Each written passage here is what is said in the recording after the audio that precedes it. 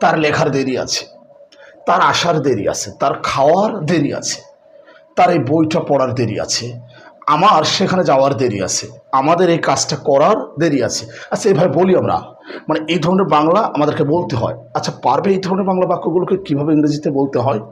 জানো তোমরা যে এই ধরনের বাংলা বাক্যগুলোকে ইংরেজিতে কীভাবে বলতে হয়? সেটা কি জানো? না জানলে আজকের এই ভিডিওটা দেখতে হবে।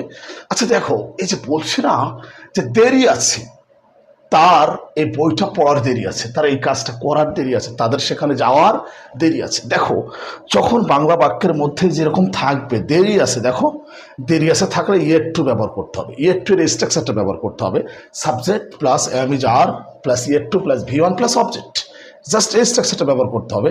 আচ্ছা চলো উদাহরণ দেখায়, তাহলে খুব সহজে বুঝতে পারবে।